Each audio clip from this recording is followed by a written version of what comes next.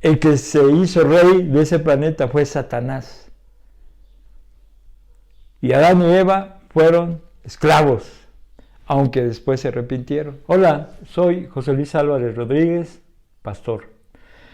Hoy quiero compartir con ustedes el diezmo. Quiero leer la porción que viene en Malaquías 3:6. Porque yo Jehová no cambio. Por esto, hijos de Jacob, no habéis sido consumidos.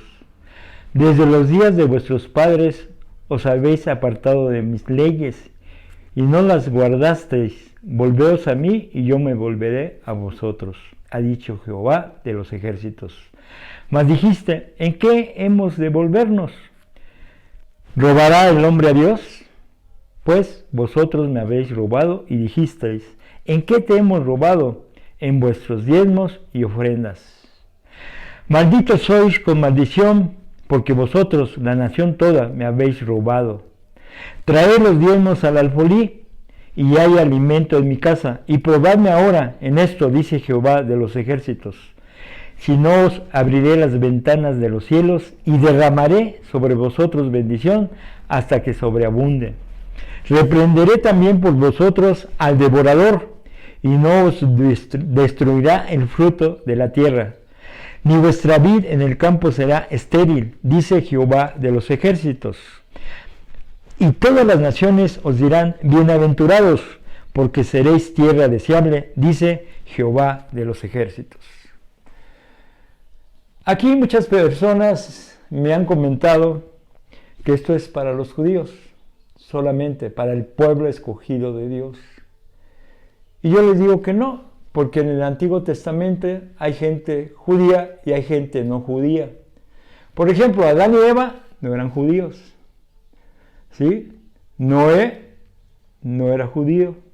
Abraham no era judío. ¿Cuándo comenzaron los judíos o el pueblo de Dios escogido? Con las 12 tribus. Entonces aquí dice, porque yo Jehová no cambio. Por esto, hijos de Jacob. ¿Quiénes son los hijos de Jacob? Los judíos. Y yo pregunto, ¿de dónde viene la salvación? De los judíos. ¿Por qué? Porque nuestro Señor Jesucristo nació en ese pueblo escogido que Él escogió y nació en la tribu de Judá. Entonces, ¿nosotros cómo nos llama la Biblia? Que fuimos adoptados, o sea, somos judíos. Porque la salvación viene de los judíos. Jesucristo es judío. ¿Y a quién seguimos? A nuestro Padre Dios, que su Hijo nació como judío. Entonces le está hablando a los judíos y a los adoptados. ¿Sí?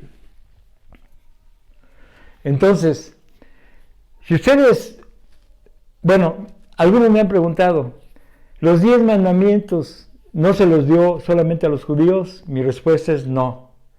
Se los dio a la humanidad. Se los dio a Adán y Eva.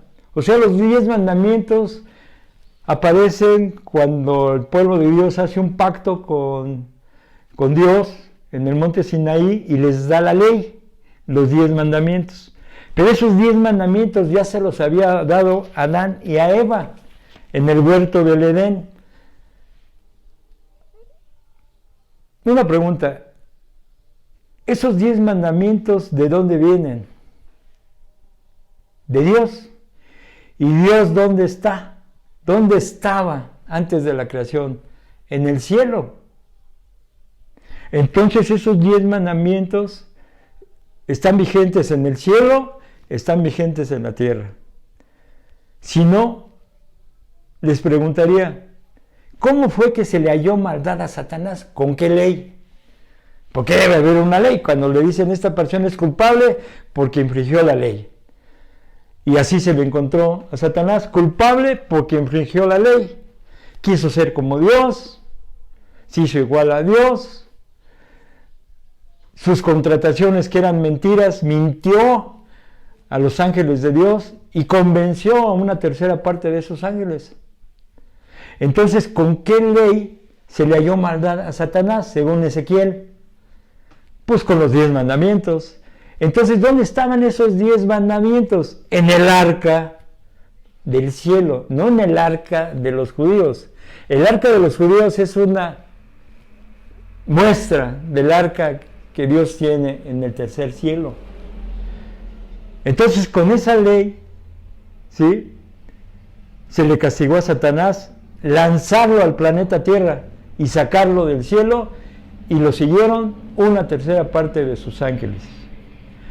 Entonces, si la ley está vigente en el cielo y se la dio a Adán y Eva y se la dio al pueblo escogido de Dios, los judíos, hasta hoy está vigente. Y todo lo que está del Antiguo Testamento, si tú no estudias el Antiguo Testamento, donde están todas las profecías, ahí comienzan todas las profecías y todas las promesas, y algo importante en el Antiguo Testamento, ¿sí?, la promesa del Mesías. ¿Y dónde se cumplió la promesa del Mesías? En el Nuevo Testamento, cuando nació Jesucristo. Ahí comienza el Nuevo Testamento. Cuando Jesucristo iba, después que resucitó y fue al cielo y regresó ese mismo día en la tarde, camino a Emaús se encontró unos discípulos. No eran los apóstoles, eran discípulos de los apóstoles. Ahí en Lucas 24, 25. Ellos se le estaban platicando a Jesucristo de que si no se había enterado de que había muerto el Mesías en la cruz, y por eso pues el pueblo estaba nervioso, alarmado, preocupado, y le dijeron a Jesucristo que pues, si no sabía que había pasado eso. Entonces en el 24-25, entonces Él les dijo: oh insensatos y tardos de corazón para creer todo lo que los profetas han dicho. ¿Qué dice ahí Jesucristo?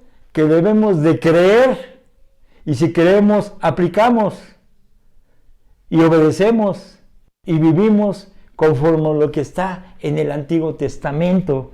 Por eso les dice insensatos, o sea, no sean tontos, sean inteligentes y tardos de corazón para creer todo lo que los profetas han dicho.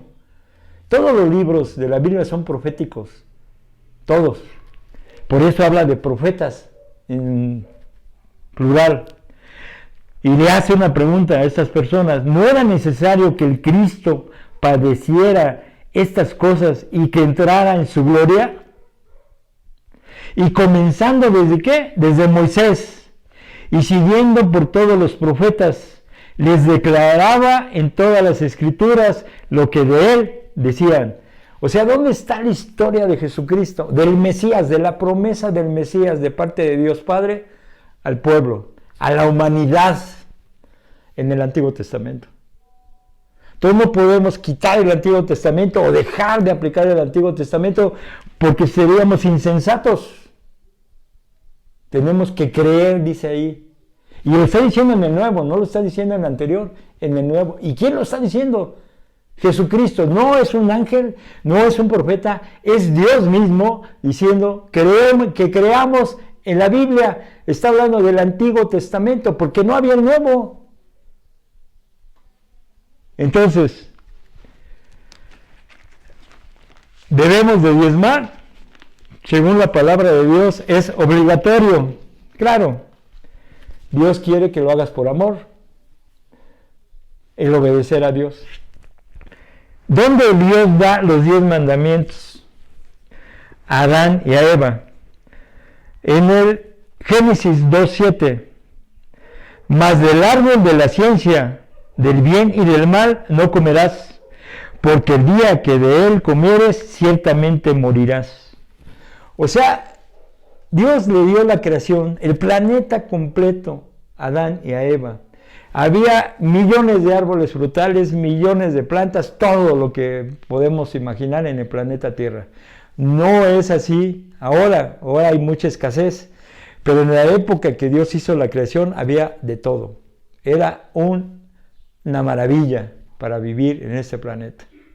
Y le dio una sola orden: no comas del árbol de la ciencia del bien y del mal, porque si no vas a morir. Puedes comer de todo, menos de este árbol. ¿Sí? ¿Y qué pasó con Adán y Eva? Desobedecieron y comieron del árbol de la ciencia del bien y del mal que Dios les había prohibido. Y murieron. O sea, era la promesa de que iban a morir. Si seguimos leyendo, Dios, ¿sí?, buscó una solución y por eso hizo la promesa del Mesías. ¿Dónde vemos esa promesa? En Génesis 3:15.